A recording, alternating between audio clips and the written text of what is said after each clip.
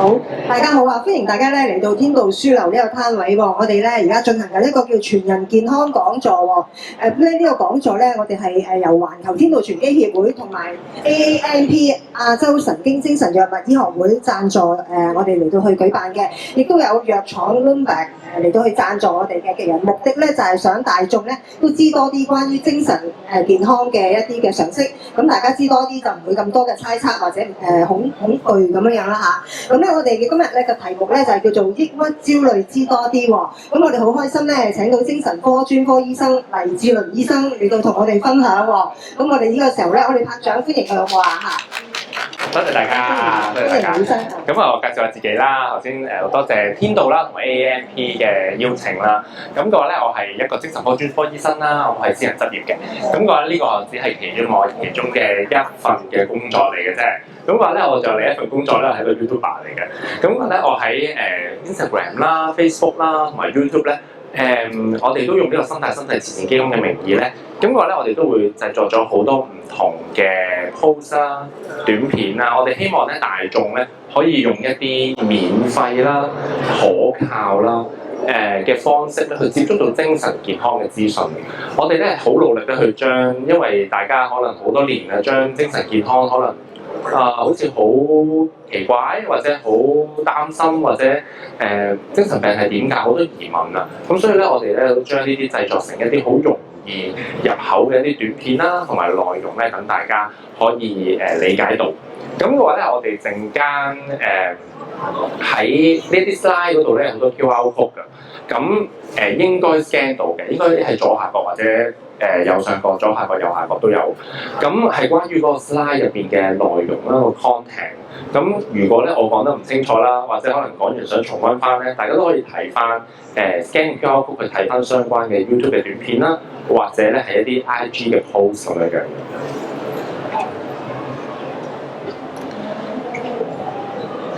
咁我哋講下乜嘢精神病先啦，因為咧抑鬱焦慮咧其實係一個好常見嘅一個狀況啊。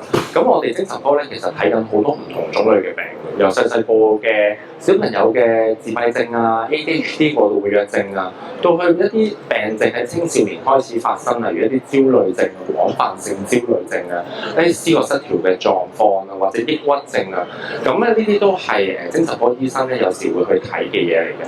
咁到長者咧會有一啲記性唔好嘅狀況啦，例如一啲認知障礙症啦，我哋精神科醫生咧有時都會處理嘅。咁好多人會問啊，精神科係點樣診斷嘅？會唔會好似咧大家唔知睇無間道，好似陳慧琳咁樣同大家係咪咁樣傾偈？咁其實傾偈咧都係一個好重要嘅一部分。咁我哋咧精神科嘅醫生診症嘅時候咧，其實除咗傾偈之外咧，我哋都會做身體檢查嘅需要嘅時候。咁我哋咧同你睇傷風感冒嘅情況咧，其實好相似嘅，只不過咧我哋喺問症嗰一部分咧，我哋咧係會長啲。身體檢查嗰部分咧，我哋有需要都會做。咁大家見到我哋喺適當嘅時候咧，都會需要去抽血啦，或者咧要去照腦啊嗰啲情況咁樣樣。咁我哋講翻抑鬱焦慮啦，抑鬱焦慮咧係啲都比較常見嘅疾病嚟嘅。咁我哋講緊大約都有幾個 percent 啦，3% 啊、4% 5% 左右啦。睇下你點樣咧將嗰個病去分類啦。咁如果一啲好混合性嘅抑鬱焦慮咧，我哋講緊大約7% 嘅病人度啦。咁一啲可能抑鬱症嘅狀況，可能大約3% 左右啦。咁所以咧，我哋呢個情緒嘅問題咧，我哋都幾常見嘅喎，其實。咁我哋首先講下抑鬱先啦，因為抑鬱焦慮我哋講咗第一樣嘢先。咁咧，抑鬱症頭先講啦，大約3% 嘅人咧係會診斷為有抑鬱症啦。咁所以如果我哋計一計咧，香港咧700多萬人，7321，所以大約咧就21萬人左右咧係有一個抑鬱症嘅狀況嘅。咁抑鬱症咧就同平時普通嘅唔開心咧係有少少分別嘅，都幾大分別嘅，唔係少少啊，唔好意思啊。咁嘅話咧都幾大分別㗎。因為咧，我哋平時有時遇到一啲唔開心嘅事情，例如我哋可能屋企發生咗啲好大件事嘅嘢，咁我哋會情緒低落啦，會唔開心啦，會喊啦。咁呢啲都係啲正常嘅情緒反應，我哋唔會歸類為抑鬱症。但係咧，當嗰個抑鬱嘅情緒或者唔開心嘅情緒咧，延續到一個比較長啲嘅時間啦，我哋咧臨床嘅診斷咧係一個2個星期。或者咧，佢係一個情況都比較嚴重啲，即係可能好持續嘅情緒低落啦。咁呢種情緒嘅低落咧，伴隨住有其他嘢嘅喎，可能對原本好有興趣嘅嘢冇晒興趣啦，跟住之後同埋個人冇嚟神氣啦，呢啲咧都係一啲抑鬱症嘅病徵嚟。咁除此之外，我哋要講下一個人身體嘅變化啦。當一個人抑鬱嘅時候咧，佢除咗唔開心之外咧，瞓覺啊同埋食嘢咧都會改變到。瞓覺咧，佢會有時會瞓多，有啲人會瞓多咗，有啲人會瞓少咗。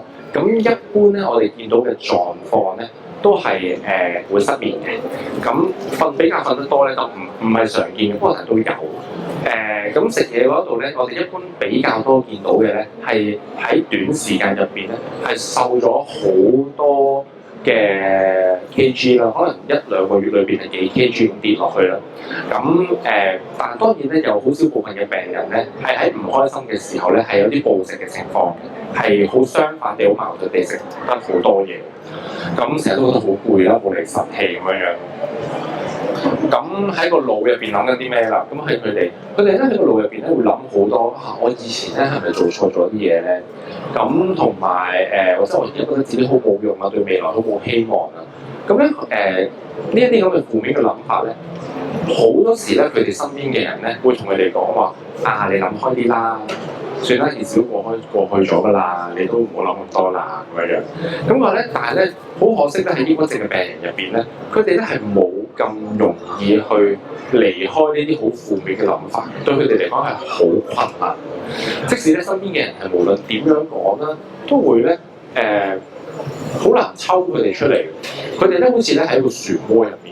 咁所以咧就我哋好多時咧喺抑鬱症嘅病人入邊咧，我哋未必會講頭先嗰堆説話，因為其實佢哋係做唔到，好難做嘅對於佢哋嚟講。咁佢哋會 keep 住去諗呢啲嘢啦。玩咁諗下嘅時候咧，好多時你都會估計到，去到好嚴重嘅時候咧，佢哋會有一啲傷害自己嘅念頭啦，或者覺得死咗算啦咁樣。咁我哋喺抑鬱症入邊咧，有啲係比較嚴重啲嘅病徵啦，咁都要同大家講下啦。咁嘅話咧就係講緊持續嘅自殺嘅念頭啦。有啲比較嚴重啲嘅情況，佢哋又唔食嘢，又唔飲嘢，同埋咧對自己嗰個自理嘅能力都比較差啲。咁可能會出現一啲幻覺或者幻聽啊嗰啲咁樣樣。咁喺抑鬱症咧，喺唔同嘅 population， 喺唔同嘅人口入邊咧，佢哋咧都會有唔同嘅一啲表現出嚟嘅。咁喺青少年入邊咧，我哋特別見到咧，佢哋除咗唔開心之外咧，佢哋會有啲煩躁嘅情況，佢覺得嬲嬲地啊，有啲不滿啊，有啲困擾啊啲咁樣嘅。佢哋咧會諗啲方法咧去刺激自己個腦袋，令自己開心翻嘅。例如咧，可能去吸毒啊，或者去濫交嗰啲情況，有啲都見到。咁佢哋同埋冇精力嘅時候，會表現出係咩啊？逃學啊，或者有啲社交退縮嘅狀況啦。咁抑鬱症都可以發生喺一啲分娩後嘅婦女咯。咁我哋會見到咧，分娩後12個月裏邊咧，大約咧可能都有16%嘅婦女咧係會患有呢個抑鬱症嘅機會。咁佢哋表現出嚟咧都同啲焦慮都有啲關係。佢哋咧成日都會去求診啦，都係會擔心自己嘅狀況，或者擔心 BB 嘅狀況。咁佢好似好懷疑自己嘅能力，覺得自己照顧唔到個 BB 嘅，或者咧好擔心個 BB 咧佢有啲咩病。咁喺呢個時候咧就可能會同個 BB 嗰個 interaction 會少咗啦。咁喺呢段時間所以咧大家有時比較嚴重抑鬱症咧，大家有時都可能會甚至見到新聞，有啲會有啲悲劇發生啊咁樣嘅。咁喺長者咧都可以有抑鬱症嘅，長者嘅抑鬱症咧都係一個特別嘅表現出嚟嘅方法。佢哋咧比較多啲咧係一啲身體上面嘅唔舒服，好似頭暈啊、耳鳴啊、肚痛啊，而且睇咗好多醫生咧 check 晒好多地方咧都唔知發生咩事。咁同埋咧佢哋咧會食慾下降嗰啲比較多啲，會體重輕啲。仲有咧佢哋有一個比較常見嘅 complaint， 比較常見嘅覺得不適，好似自己我覺得自己記性好似差啲，有啲記性唔係咁好啊，好似年紀大，好似機器壞壞地。即係咧佢哋長者嘅抑鬱症咧，多數咧係會有一啲咁嘅病徵去表達出嚟。咁喺長者入邊啦，我哋知道咧處理嗰個抑鬱症都比較重要，因為咧抑鬱症咧，我哋有啲研究講過咧，係如果我哋喺抑鬱症嘅初期可以處理到嘅話咧，係可以減少到咧個長者未來咧影響到佢哋認知能力嘅機會。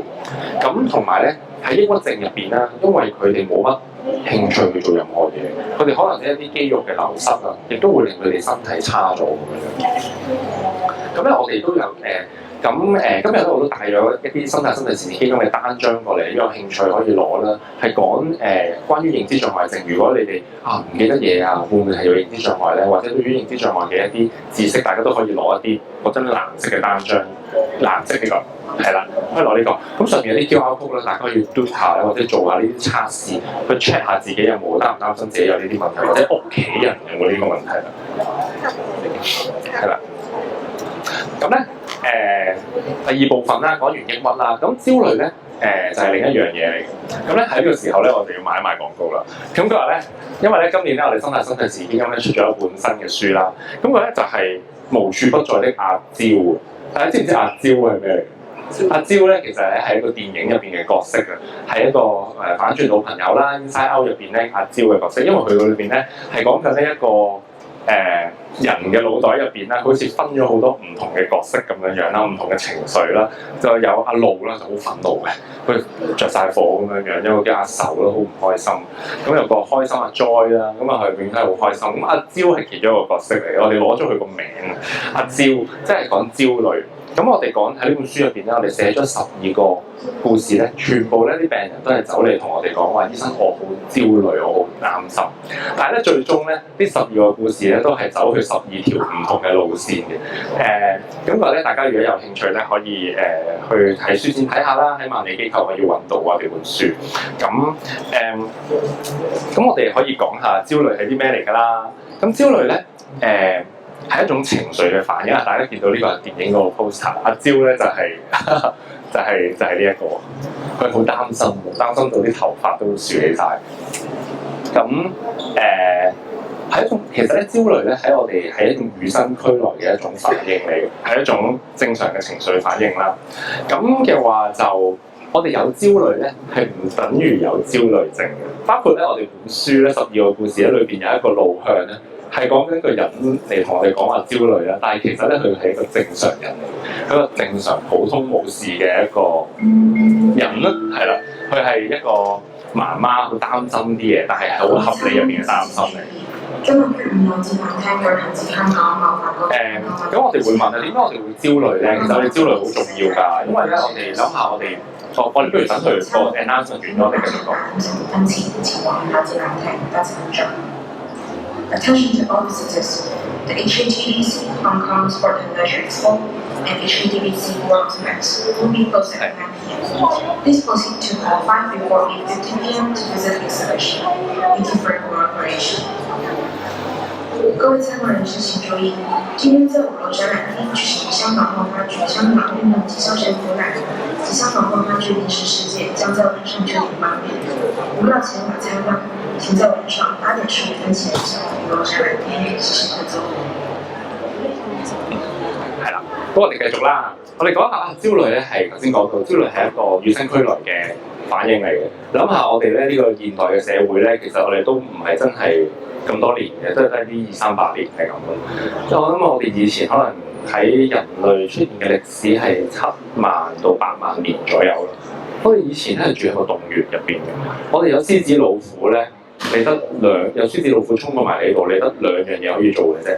第一你就係打死佢，第二你就係走。咁咧，如果我哋冇焦慮嘅話咧，基本上咧，我哋人類咧係唔可以進化到而家呢一個位嘅，去到而家呢個現代嘅社會嘅。咁所以咧，我哋係要識得走或者同佢戰鬥嘅。咁咧，我哋現代嘅獅子老虎係咩咧？就例如我哋每一日嘅翻工啊，例如我今日出嚟要講呢個 talk 啊，咁對於我嚟講咧，都係一個少少嘅挑戰，我都會感受到有啲焦慮嘅情況。咁現代就係呢一啲啦，讀書啊、揾工啊、考試啊咁樣樣。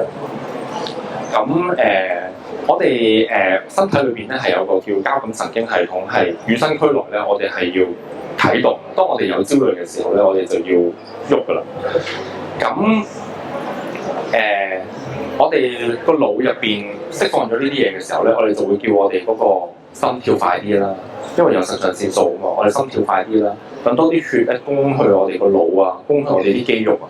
其實咧係令我哋咧面對嗰個危機嘅時候咧，係會做得好啲啦，同埋咧我哋以前嘅話就走得快啲啦，或者大力啲打贏嗰隻獅子老虎啦。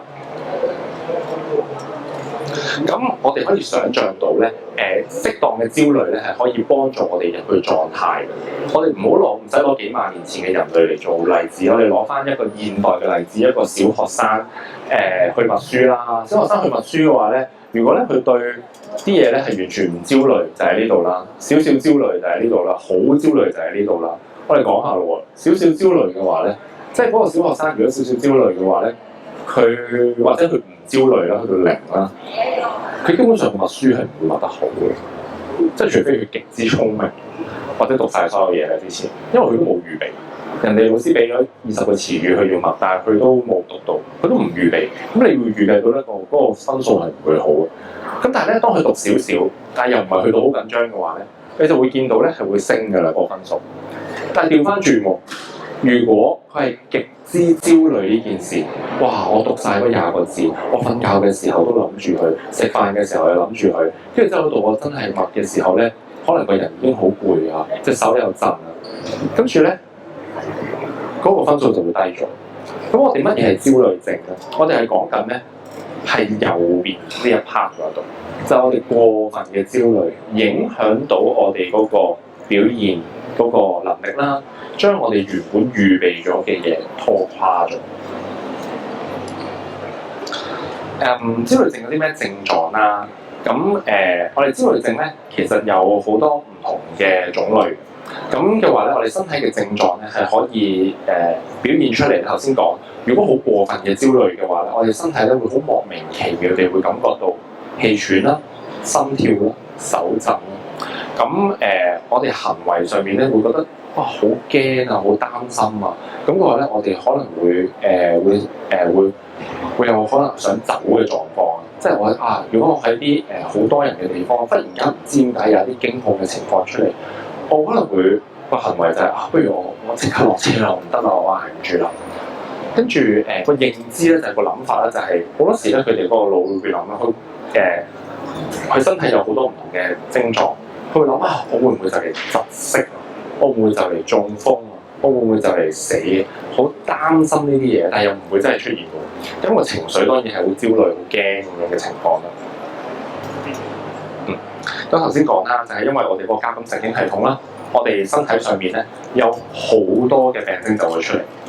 咁跟住之後咧，我哋頭先留意下啦，就因為咧我哋講個焦慮症啦，我哋其實好淨係講焦慮症。頭先講嗰啲心跳啊、手震啊、嗰啲身體唔舒服咧，我哋記唔記得我哋一開始講診斷精神科疾病嘅時候，我哋係要身體檢查同埋抽血嘅。原因咧就係因為我哋要排除一啲身體嘅其他問題，例如一啲甲狀腺或者心臟嘅問題。你嚟到話緊張咧，我都唔可以一口咬定咧係一個焦慮症，我都要做檢查嘅。咁話咧，所以咧，我哋知道有一啲病症咧係會同焦慮症係會有重疊嘅病症嘅。我哋要排除呢啲身體嘅因素，我哋先可以話係一個焦慮症嚟嘅。咁頭先講啲行為嘅反應啦，坐立不安啊，跟住有啲退縮啊嗰啲咁嘅狀況。咁個認知嗰度咧就會成日都好擔心死啊，啲記憶力下降，重複咁樣擔心。咁我擔心嘅時候咧，我做嘅嘢咧就會好冇條理。咁情緒就係會好波動啦、不安啦、情緒低落啊咁樣。嗱頭先講咧，我哋係乜嘢程度先至算係焦慮症咧？我哋講緊咧嗰種焦慮咧係好持續嘅，唔係一下嘅焦慮嚟嘅。咁但係當然，如果嗰一下嘅焦慮係重重複複咁樣出現嘅話咧，我哋就當持續嘅都係。咁個咧同埋係好過分嘅。同埋有一啲咧焦慮嘅情況咧，即使嗰樣嘢過咗，佢都好擔心。例如可能一個人咧遇到一啲好彩嘅事情，例如遇到一啲交通意外，佢過咗個交通意外㗎啦，可能過咗1個月2個月，佢都仍然重重複複咁樣諗起嗰樣嘢，咁可能咧有機會係一啲情緒嘅問題啦。咁呢啲焦慮咧都會帶來生命上面嘅一啲影響，搞到你做唔到嘢啊，返唔到工啊，做唔到一個家庭入邊嘅角色，例如你係一個媽媽做唔到媽媽嘅角色啊，煮唔到飯啊嗰啲咁嘅情況。咁我哋有啲測試嘅，咁有啲 GAD-7啦，都可以攞嚟試下測試下自己有冇一啲焦慮嘅情況。如果大家 scan 唔切咧，打 GAD-7就揾到 GAD-7就揾到。咁好多人會問啊，咩人會容易啲患上焦慮啊？咁一般咧，我哋見到咧係有病歷啦。如果有直屬嘅屋企人有焦慮症嘅話咧，就會容易啲有啦。細個嘅童年嘅創傷啦，同埋爸爸媽媽焦慮嘅表現都會。點解咧？因為咧，爸爸媽媽咧嚟湊一個小朋友啦，如果咧係非常之焦慮嘅話咧，個小朋友咧好多時遇到危機嘅時候咧，爸爸媽媽已經幫佢解決咗。個小朋友咧就比較少去處理問題。咁佢比較少處理問題嘅時候，到佢真係大個啲嘅時候咧，到佢青年啊，佢不能避免要處理問題噶嘛。咁佢嘅時候咧，其實佢都好似解難能力都唔係咁好啦，都係一般。咁佢咧就會容易焦慮，就會出現咗呢啲問題。咁可能有啲係性格特質啦，或者有啲唔係好識點樣解決問題，呢啲都係焦慮症嘅風險因素嚟嘅。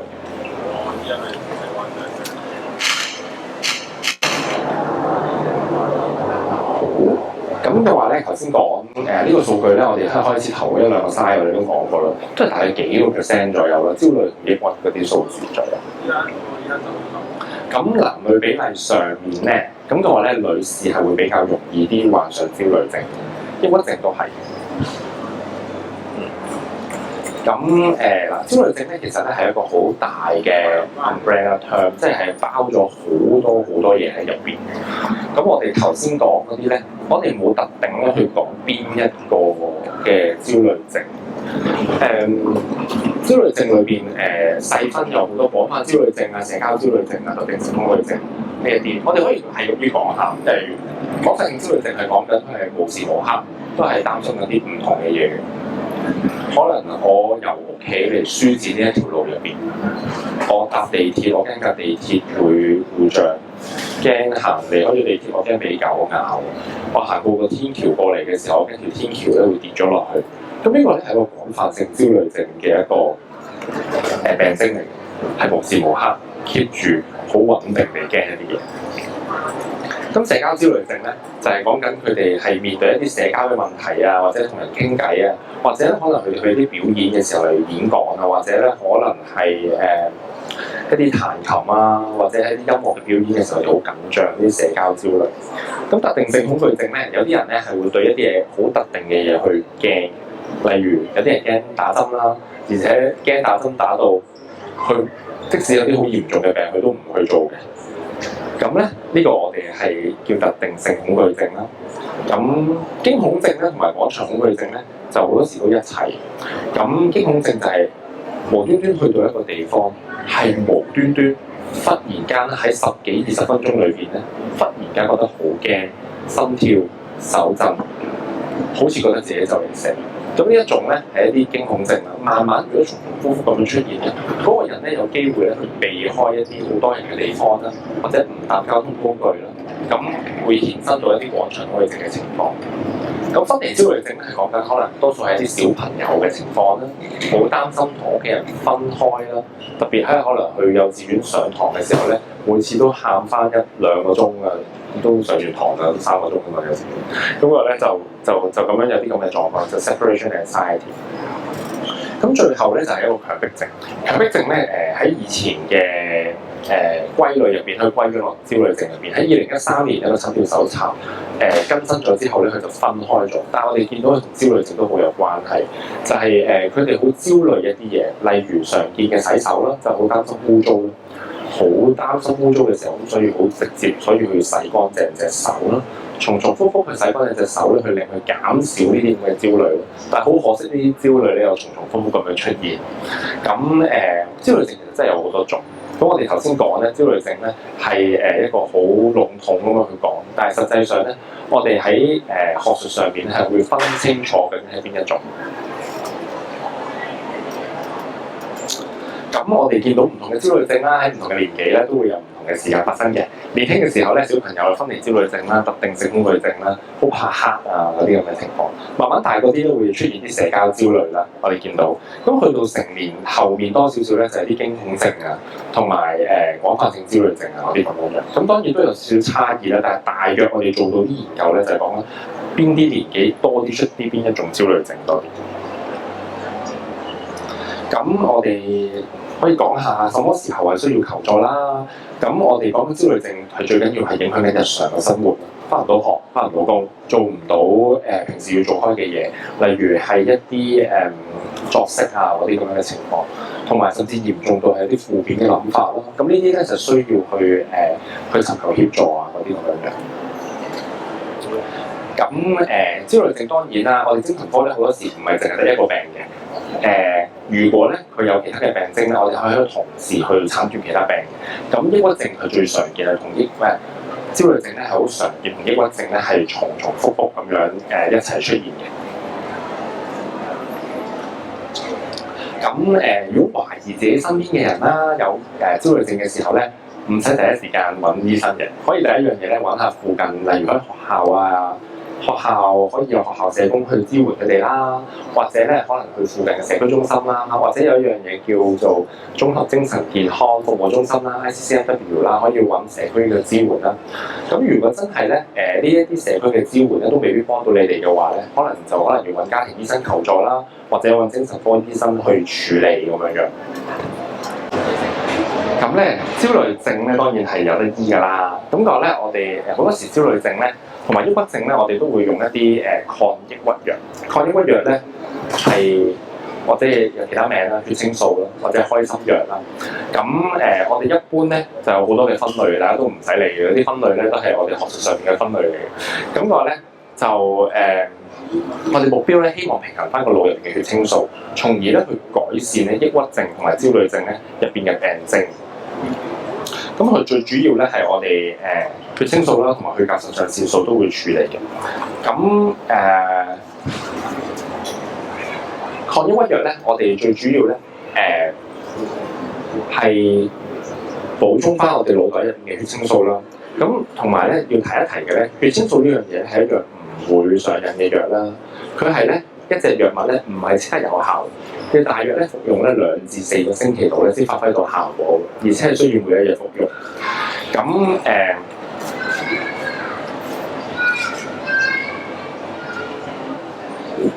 咁常見嘅副作用咧係講緊頭嗰1個禮拜度咧，食完之後咧，你會覺得咧係有啲腸胃不適啦，係最常見係一個腸胃不適，覺得好似有啲嘔心啊，好似食飽咗嗰啲咁嘅狀況。咁因為咧嗰個唔係好想食嘢啦，開頭嘅體重咧係有機會減少咗嘅。咁但係之後咧情緒好翻咧，啲體重咧有機會係上升翻嘅。咁仲有其他頭痛啊、口乾啊嗰啲狀況，或者失眠啊，所以我哋一般咧都建議抗抑鬱藥係朝早食嘅，除非你食完之後你覺得眼瞓，有好特別嘅情況下會有啲咁嘅情況，係即係有啲咁嘅現象。咁除咗藥物治療之外啦，咁我哋咧都會做一啲心理治療喎。咁我哋喺傾談入邊咧都會剖析下大家日常生活遇到焦慮嘅事情究竟係啲乜嘢嘅。咁我哋都會傾下件事咧，嗰件事咧對你心裏邊嘅影響。咁你有啲諗法啦，可能喺當一刻咧，你喺呢個諗法嘅時候，你又做咗啲嘢。佢做咗啲嘢嘅時候咧，亦都又會影響你個心情嘅。咁所以咧，我哋咧有啲時候喺診症嘅時候咧，當然我哋用嘅時間未必好多啦。一個好 proper 嘅一個心理治療咧，係會由心理學家去幫手做。我哋醫生咧可能好用一個比較短少少嘅時間啦，我哋用呢啲技巧啦，去同你哋傾究竟發生咗咩事咧？當時係有啲咩諗法啦，有啲咩事情你做咗啦？會唔會有其他可能性咧？跟住我哋從而咧去嘗試用呢啲唔同嘅方式咧去改善嗰個思維啦，或者提供一啲另外嘅一啲可以做嘅行動。跟住我哋就會可以傾下呢啲另外嘅行動或者另外嘅一啲想法，會唔會可以幫到你下次冇咁焦慮咧，或者心情好啲咧咁樣樣。咁呢個係我哋認知行為治療入邊嗰個好重心嘅諗法。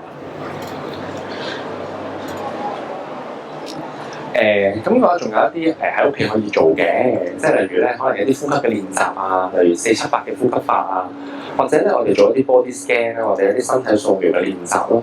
呢一啲咧都係咧一啲可以咧令自己放鬆嘅方法。我咁諗其實咧呢啲呼吸嘅練習啦，同埋身體掃描嘅練習咧，唔一定焦慮症嘅病人做。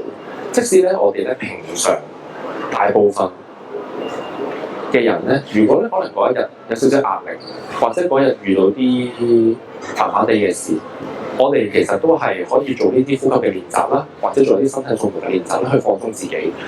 其實咧對啲瞓覺咧嘅質素都會進步。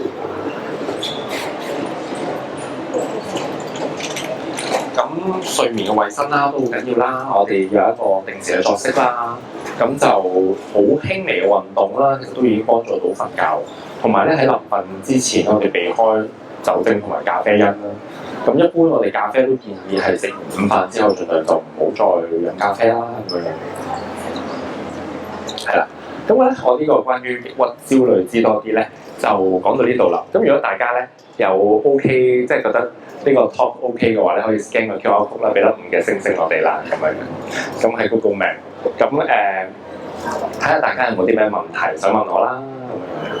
好，我哋唔該晒黎醫生先嚇，係啦，咁我不如俾啲掌聲黎醫生先好嘛，唔該晒。